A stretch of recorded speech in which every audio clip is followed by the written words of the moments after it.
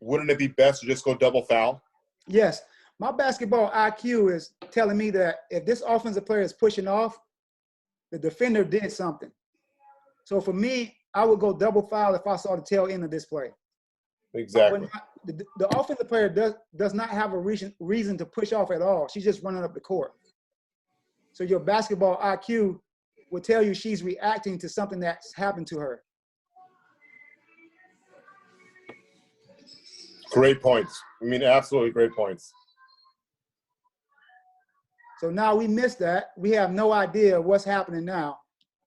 Pause it. Like right now, if I'm in slot, I'm not worried about the basketball. I'm picking up matchups and I'm picking up players' demeanors as I go down the court. So if I'm the slot, I would try to pick up the demeanor of those players. And if I see a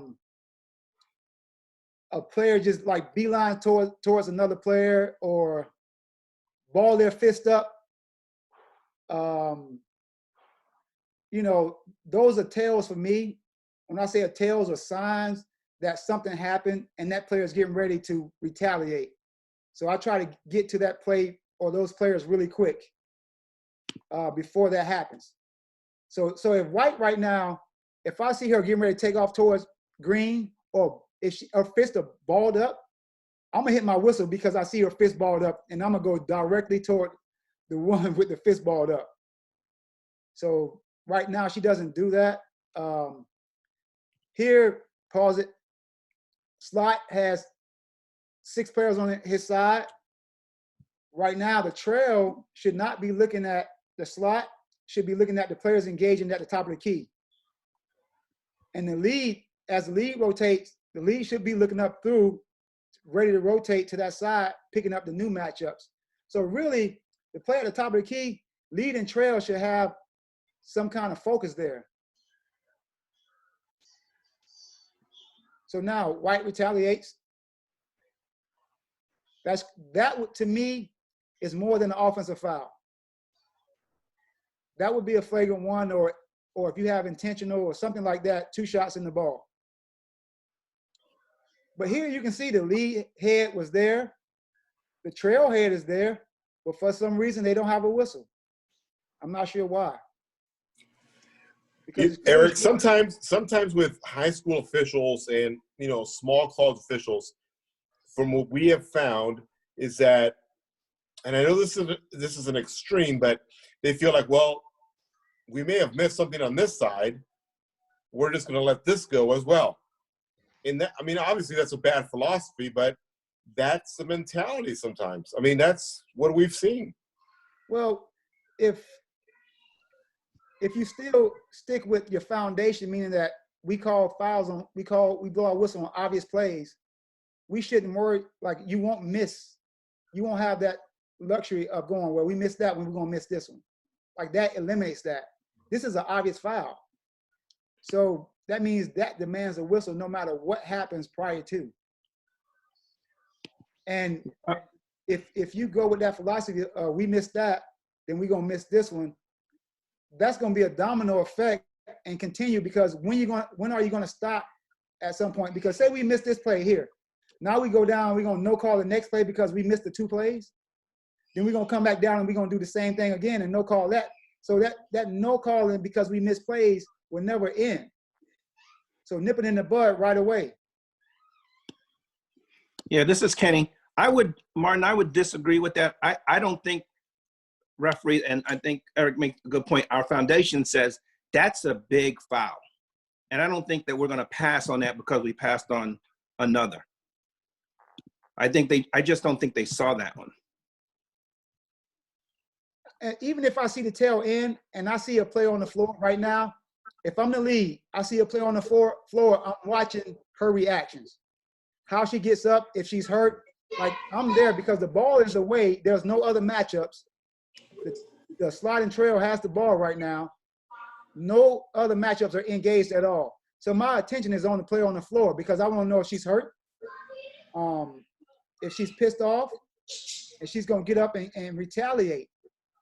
And that will help me. You know, gauge what I'm going to do next. So Kenny, I totally agree with you. I think, like I said, this is an extreme on this play, but you have to, I mean, I think you have to agree that on other plays, we kind of go a blind eye because we know we missed something on one side. Now we pass on something on the other side. Yeah, I'll agree with that. This is egregious. And Yes. that's why I said this is an extreme part of it. Do you agree with that, Kenny? Yes, I do. Okay. That's what I meant. Okay. So what about player safety? Now, if that player's on the floor with a concussion and we don't kill play, she's bleeding, or maybe, you know, broken ankle, broken jaw, and we don't attend to it, we just ignore that player on the floor. Now we do more harm to the game itself. So somebody needs to watch that player. Even if White is pissed off and runs and steps on her, you know, in a you know, disrespectful, you know, deliberate act, and we don't see it because we're not watching that player on the floor, or the player in green can trip White as she runs by. So that play has not ended, and you should not be aware of the player on the floor, especially if she's pissed off. Eric, as Mark rewinds it a little bit, coming up the floor, please. Do you feel, I mean, you could disagree with me, I feel the trail has the best PCA, you know, primary coverage area on this play. I agree. So Thank let's you. pause it for a second, though. If you're the lead and you're not refereeing where your partners cannot, then you're not refereeing. If you're on a vacation, so the lead right now is the anchor, because all the players are above free throw line extended. That means it's the responsibility of the trail and slot. So now the lead should pick up where they can't, or pick up any trouble areas. It's no different than when the trail, when all the play is below the free throw line extended between the slot and the lead, the trail is the anchor. The trail is supposed to back the slot and lead up because they have 8 to 10 players to referee. So now the roles is reversed right now. So he can't go to sleep on the baseline because there's nothing in his area. And like you said, he might as well buy a ticket. I mean, this is some of the plays that define your career. If Correct. the lead comes out in a cadence whistle and just blasts it, I mean, that could just catapult him into a lead status. Correct. Exactly. Okay. So really, the trail, it is trail's responsibility, but the lead is our go-to guy when all the play is away from him, because he has a bigger picture and he can pick and choose what he wants to referee. Exactly. When the ball is in front of the slot can't pick and choose. Slot has 2 matchups. Yep. So when you're not, you know, consumed by players, the referees that's the furthest, they have a better chance of getting these plays because they have less responsibility.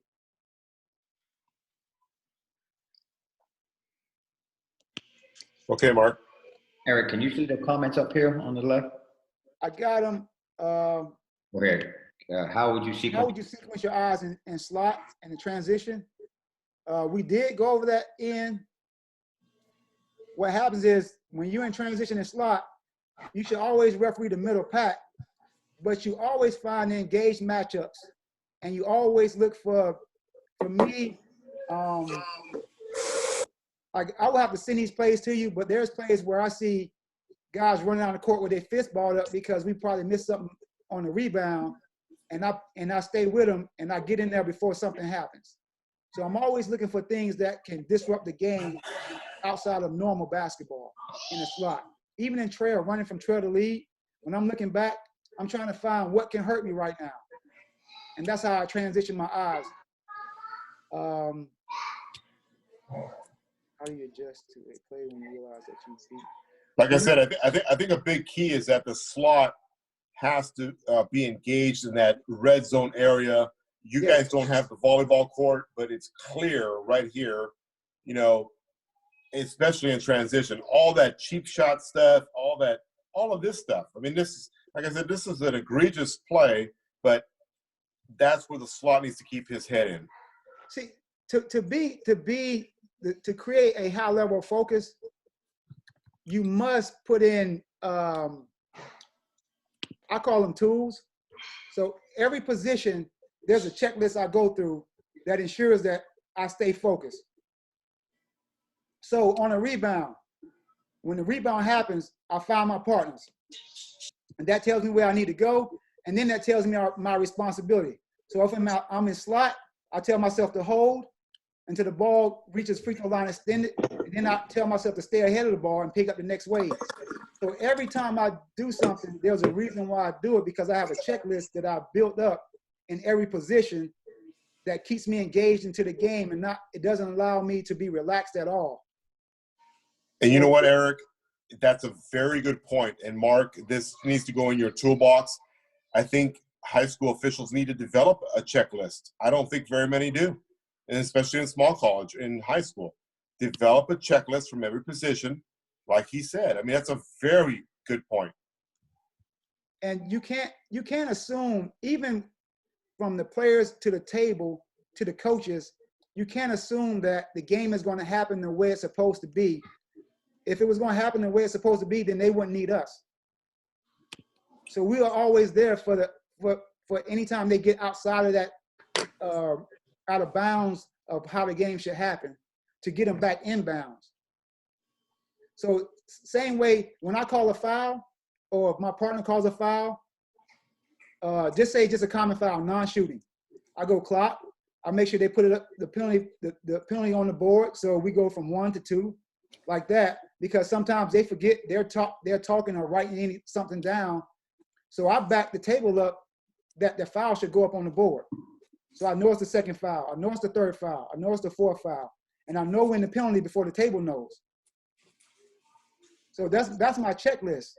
And literally, like when I inbound the ball, we do it sometimes, or some of us do it, you know, with a smaller checklist. They need to expand it, because when you inbound the ball, the first thing you think about is starting the clock, and you make sure the clock starts. But that's not it. Like, you have to add to that checklist because it keeps going. So they start the clock, and then you know what? We relax, because we never gave ourselves a second checklist to be worried about. So, and I think it's because we kind of get comfortable where the table and everybody else is kind of we should use them as a tool, not a crutch. It's the same thing with the monitor. You know, I know you guys have a, you know, blow and go and all this other stuff that's going on. You guys have different parameters, but I think a lot of, like, even the NC2A, they use it more as a crutch more than a tool. You still got to rely on your instincts and your referee skill. Yep. I do not allow them to fail, just like I hope they don't allow me to fail. So I don't want them hitting the horn and say we're in the penalty and I don't know it. Yep, exactly. So, but I'm gonna beat them to it, because I'm gonna let the crew know, hey, we're in the penalty on the next foul. So we all on the same page and we move in sync like we know what we're doing. I use those other, like the table, as backup in case I don't know. So they back me up. I don't use it. I don't depend on them at all. Yep. I don't depend on them to reset the shot clock. I don't depend on them to let the subs in. I don't, you know, every possession, I'm looking for subs. When you hit the whistle, I'm looking for a sub. I'm not looking for them to hit the horn. I want to know before, because I need to know that a sub is coming in. I don't want to be surprised. So my checklist has subs on a dead ball, we can have a foul, or when the ball goes out of bounds. My checklist say clock, subs. Hey, Eric. Yes. Eric. Hey, this is Chris Coy. Hey, if you back it up, I know you said that. Tell me where you want us. Well, the new trail thinks he's the new trail feels he's the new trail. The old trail thinks he's still the trail. Right? Chris, can you hear me? Did you leave? I think he left. Yeah, someone said, MTH said self-talk is the checklist. That's what it is. I talk, when I'm in position, I call the players' numbers out in my head. I go, there's 10, there's 15, 12 and 2 are engaged. Make sure they're legal. rotate. Like I talk the whole entire time, literally, that when I leave my game, I am mentally tired. Like when I get in the locker room, I think for like 10 minutes, I just sit there and I don't, you can ask my partners, I don't say much. I have to like come down because my brain has been going the whole time. And the reason I do that, because we only could think of one thing at a time. I mean, that is proven. You can't think of two things at a time. You can't listen to me and talk at the same time. It's just not possible. So I need that checklist, and I go down that checklist and I come back to it and I go back through it again. And I keep doing it. And then when I change positions, my new checklist is there. So you have to do that. And if you're not mentally tired after a game, you haven't created a high level of focus for yourself. I mean, Eric, I mean, those are absolutely very good points. I mean, you have to use self-talk throughout the entire game. No doubt. You have to know who the impact players are. You have to know who's hot, who's not, who's your disruptors, all that stuff. I mean, you just have to know everything that's going on. If you want to be that high-level official, I mean, that's an awesome point, a self-talk situation throughout the entire game. But that's how we make the game look like it runs supposed to run. Yep. And people don't know that we do those things that make it run that way. Even when we know the game gets rough and we start blowing more whistles, we just told ourselves to bring the game back. The fans don't know it, especially when we get it early. When we nip it in the bud early, the fans don't see us getting them back to playing basketball. And when they play, they go, that was a great game. But they don't know we was integral in that making it a great game, you know? But they will recognize that we let it get out of hand. I also hope you agree with this point, and if you, I mean, it's fine. There's a sixth sense that you have as an official that the game is getting out of hand, and in actuality, they can't teach you that at any camp. You just have to have that in you. Is that a fair statement? Yes, you do it if you develop a checklist, and the first thing I do when I referee a play, the first thing I determine if that player is legal or those players are legal. And usually in a rough game, they're not legal. So that tells me right then I need to put my focus of attention there and nip it into the bud right away, because I know those actions can domino effect and create everybody to be, rough and physical.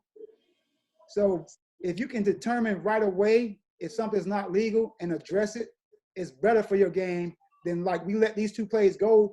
We didn't address them. And now what's going to happen is white player, their teammates going to take up for her, and green player teammates going to take up for her. So they're all going to get physical now. Mm-hmm. So it's going to domino effect. Hey Eric, this is Damon Patterson. Got a quick question. Yes. How do you adjust to a play when you can tell that you're beat? As you can see, like if you rewind it all the way back to the beginning, you see the official that's closest to the sideline in the C spot right now. No, the other one down right there. Yeah. Yep. Now we know that he realizes that okay, he's out of position. So as you said earlier, he looks and doesn't look back to see what's occurring in the play, but he can tell that he's beat at the same time. How do you adjust to that as an official?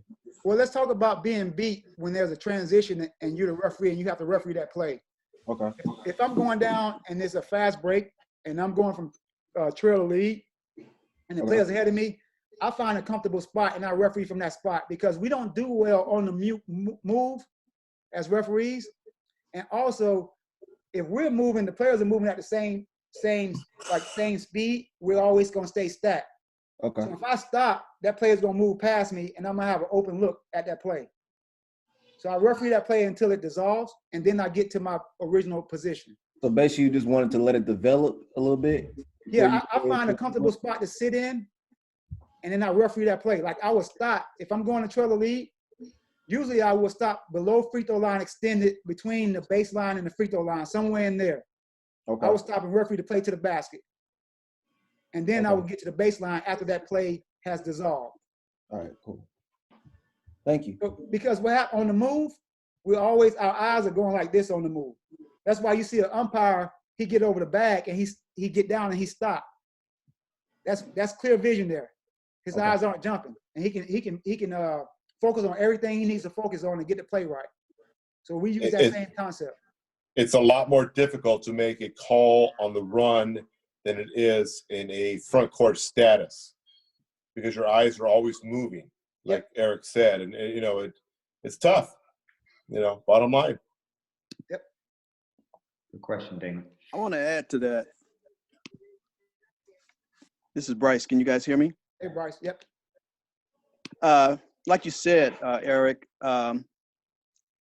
if you are being beat and you're going to be the new lead, there's no use of trying to bust in your butt to get down to the end line, because you're going to miss the play. You have to stop.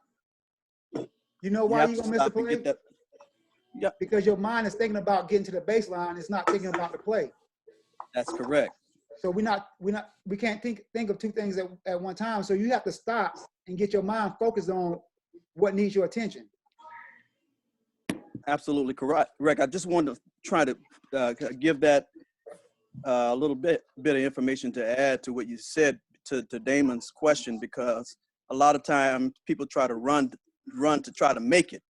Well, if you're already beat, you're too late. You just get a comfortable spot and referee to get a clear look to make the call on the play, even if you're not at the end line. So what?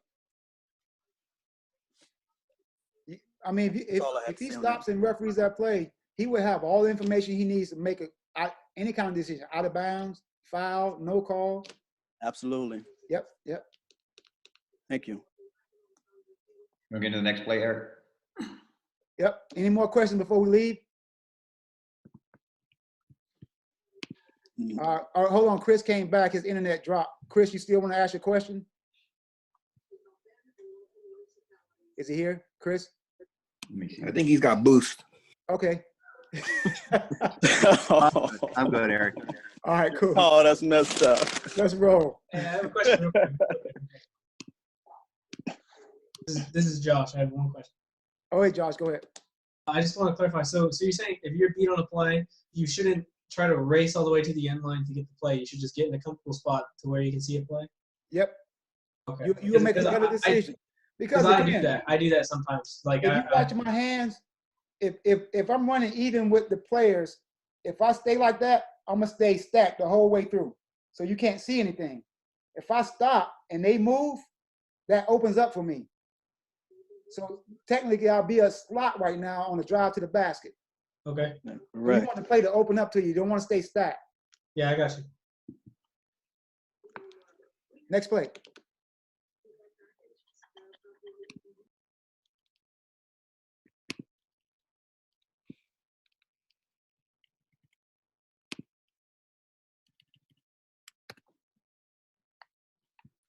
All right, I'll run it twice live, and then chat me if it's lagging. I'll go through slow-mo.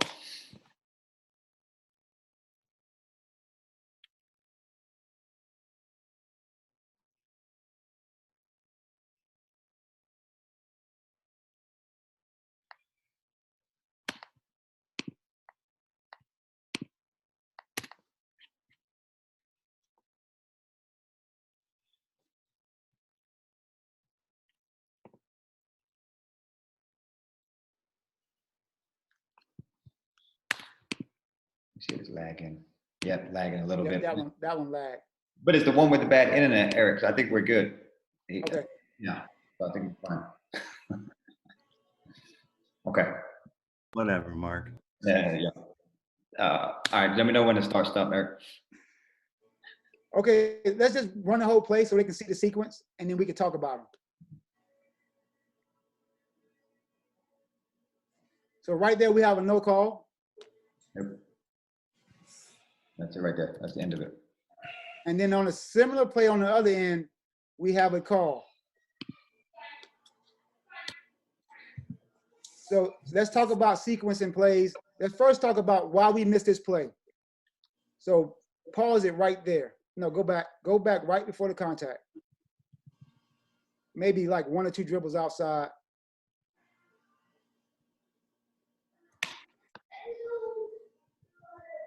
Back a little bit more. Right there, pause it. Now, if you look at Lee's head, look at his head. He's actually like looking at the ball. So what should happen here, Lee should be expecting once she beats that first defender, what's gonna happen? Pause right there. What's gonna happen? Help. So he should not be looking at the dribbler, he should be looking at help. And if you're able to pick up that second defender, put him in view, that helps you determine, when I see her, I'm gonna ask myself, is she legal?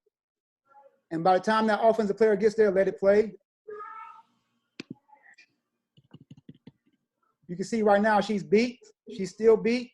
She's still beat. See, his eyes stay on her the whole time, stay on the shooter the whole time. And by the time he gets to the defender, when the offensive player meets the defender, he feels that the defender is legal. And that's why we make that play. So now, you have to transition your eyes. Pause it, Mark. This is how I teach myself to pick up the next defender. I referee 70-30. 30% of my vision is on the offensive player because I want to try to pick up travels or carries or anything like that. But the other 70% is on the defenders. So I always try that makes me aware of the next defender.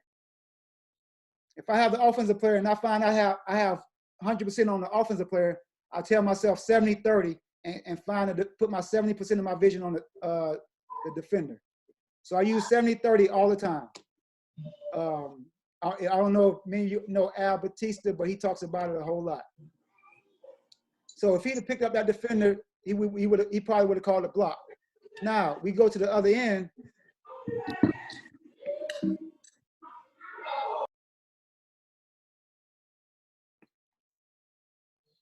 And pause it, go back.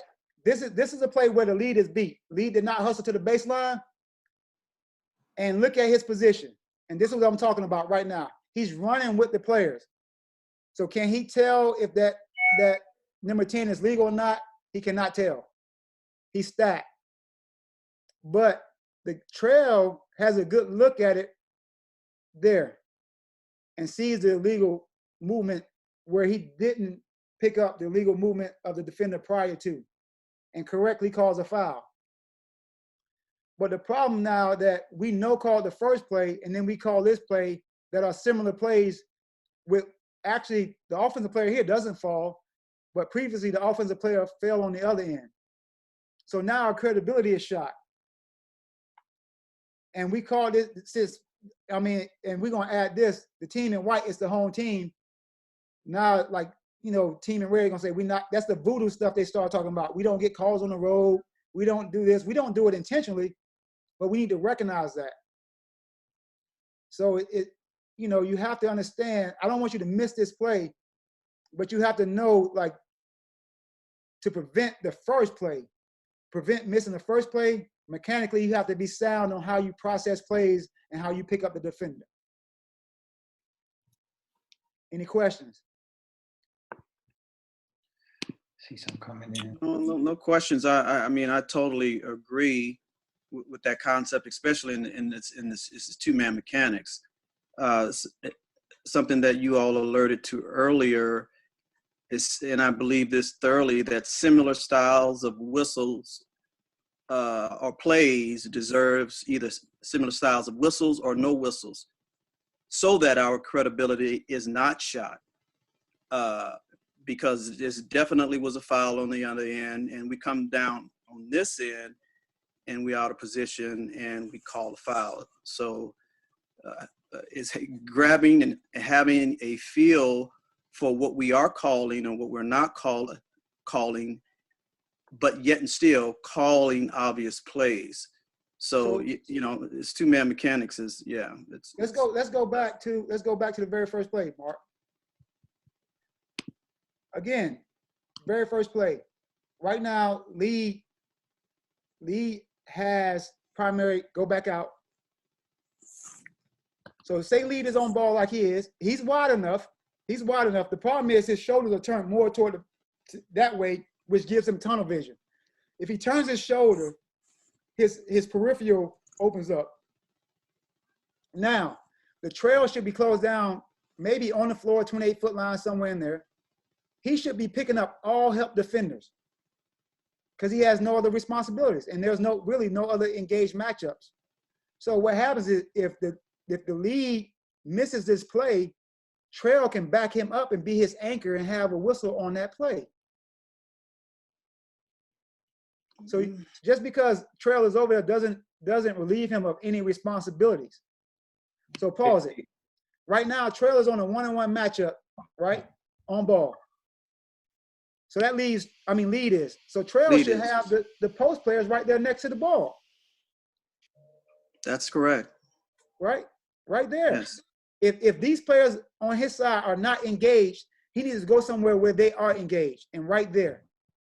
Because there's no way lead is going to referee both matchups. Hey, Eric. Yes.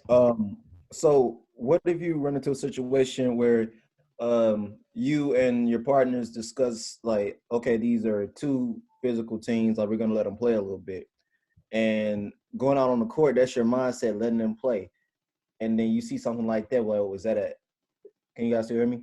But okay, so letting them play has to deal with plays where both players can be deemed legal, and it doesn't affect the play. You don't let them play through illegal contact. You let them play through like, just say a play is 60-40. Can it be a foul? Just say a defender, say vertically, he jumps and he slightly moves forward and the offensive player moves into him and the offensive player makes a layup. Could that be a foul? Yeah, 60-40. So we let him play through that because it didn't affect speed, balance, quickness, or anything like that, and he was able to play through that contact. But I'm not going to allow a defender to jump from A to B into clearly a foul, into a offensive player and say, I'm going to no call that. Because what that do is causes inconsistency, not just from that game, but from refereeing period across from the minor leagues all the way up to the NBA. We have to call the same fouls across the board. So if it's illegal contact, that's a standard across the board that every referee lives by, and we must uphold those standards. So don't ever allow your standards to be compromised because of a philosophy. A philosophy must fit inside the standard. Understand? The philosophy serves the standard. The standard doesn't serve philosophy. Eric, Donovan Peters talking here. I think this kind of goes back a little bit to Martin's point that he was talking about in the beginning, where in high school basketball, you see officials who miss plays. For instance, on this end, they miss the play. So at the other end of the floor with very similar contact, they've decided, well, we didn't give them that call at the other end of the floor, so they're going to no call it. And I think that's some of the trap falls that we fall into, especially in high school basketball. You see a lot of that, at least in the Southern California area. Can you elaborate a little bit?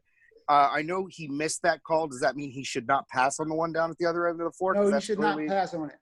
Can I make a comment first? This is Kenny.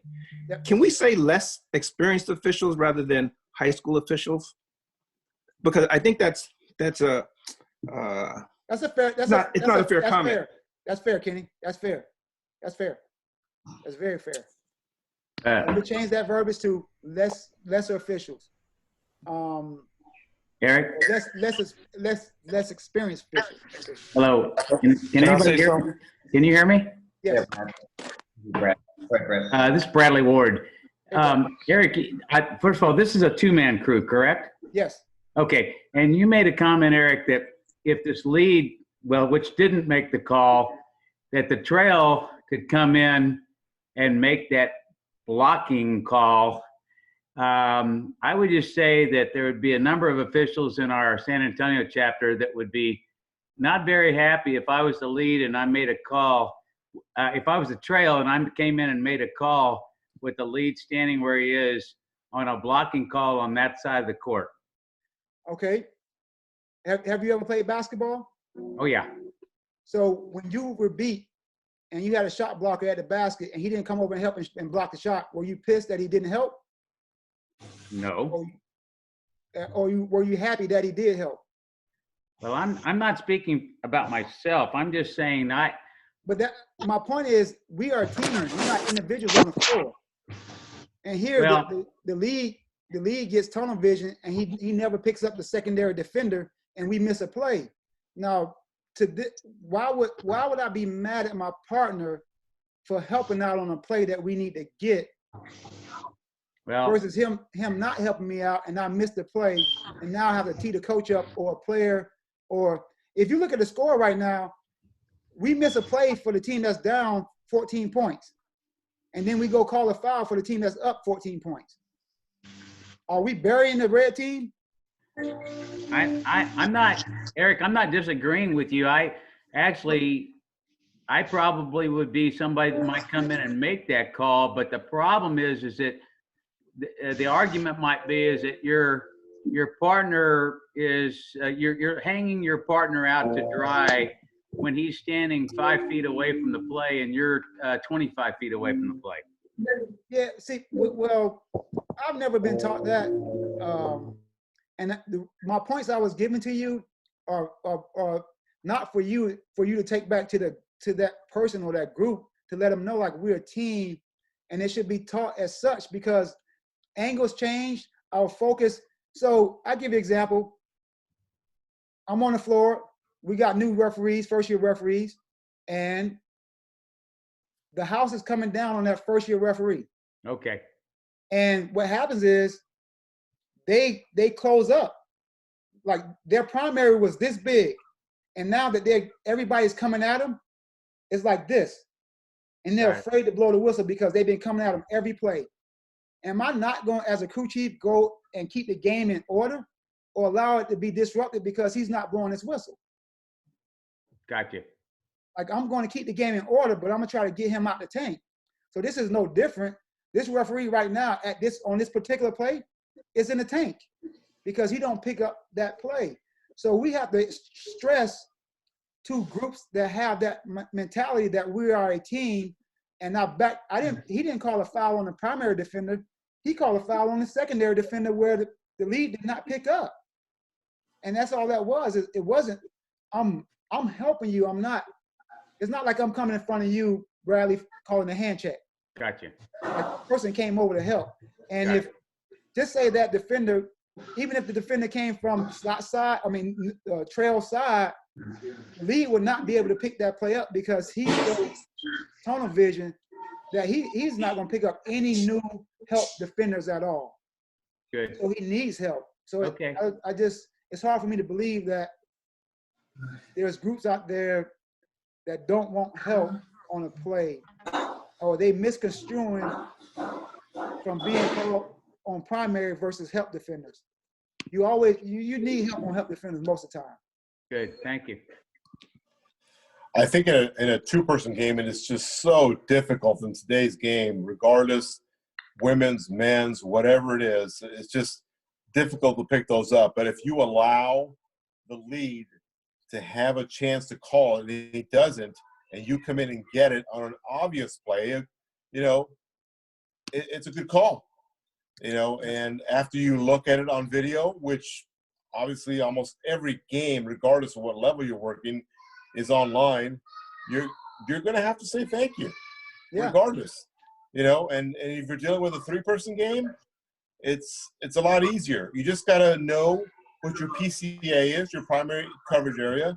And then if you come in with a cadence whistle, and I'm sure Eric will agree, I mean, how many times have you said, or I said, or, at the upper levels, hey, thanks for getting that call? Because sometimes you just get blocked off at the last second.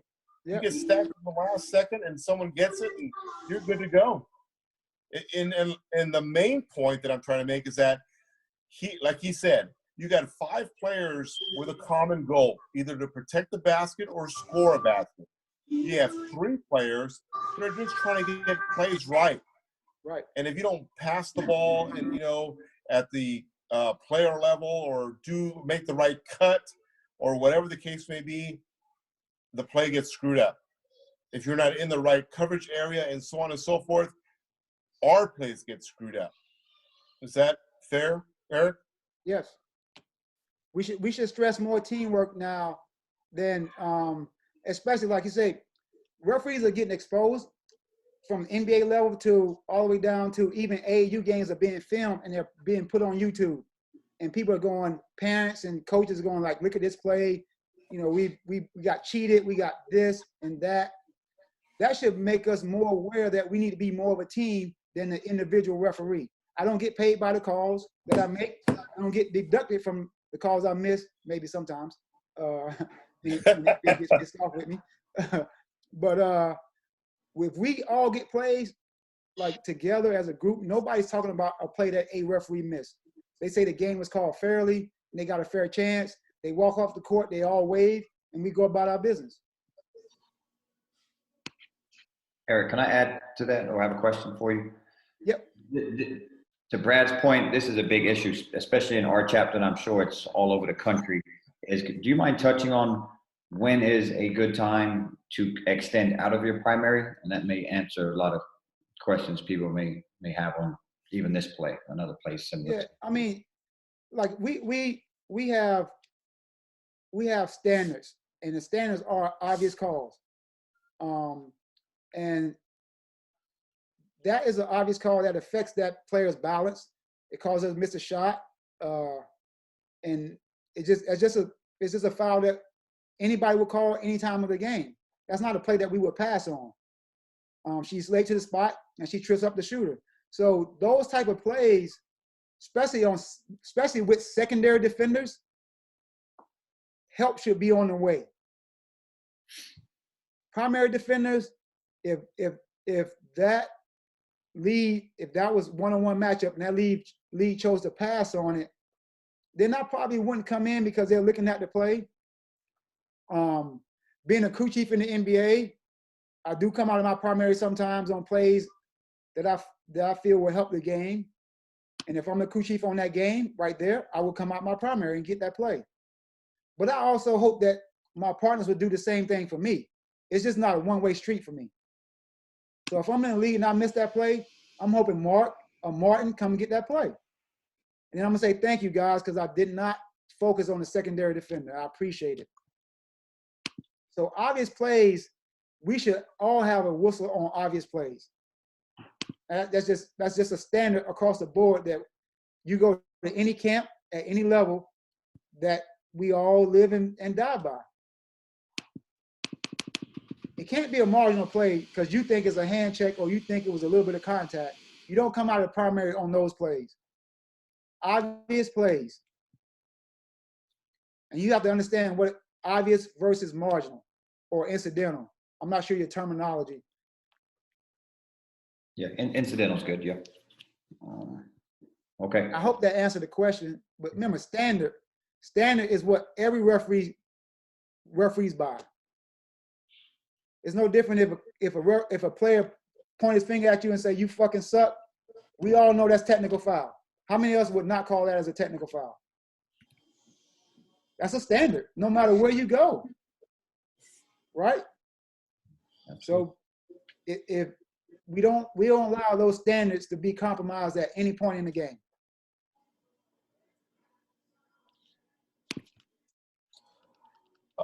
Before we move on to the next play, I just want to acknowledge the fact that I think we have Hong Kong on this call in Canada and Mexico, and from members of DDR, and also I know Mark did a great job of getting I think about 5 coaches, Mark. Yep.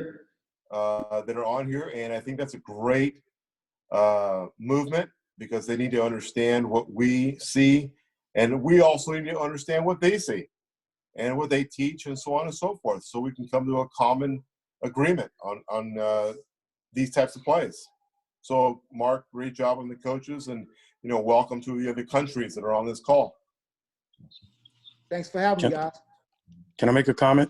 Yes. Can you hear me? Yeah. Yep. Can you hear me? I hear you, MTH. All right. Hey, 2 comments. Great. Yeah, it's a great session. What you were speaking about, Eric, I think we call those like high expectancy plays where the players expect fouls, the fans expect fouls, and we don't have a whistle. Then that's where we have issues. The second point that you made, which is great. I'm down here in San Antonio, and I understand Bradley Ward's conundrum or issue he has or questions he has. Yep. But I'd rather be 1 for 2 than 0 for 2, and that's how the game gets out of hand. Correct. If a play is passed on at one end or missed or whatever you want to call it, and then you go down the other end and you say, oh, I'm gonna let this go because we let that go at the other end, then the crew has actually went 0 for 2, and the credibility is going down, down, down, down. So you'd rather have the whistle on the play and try to bring the game back on the proper road.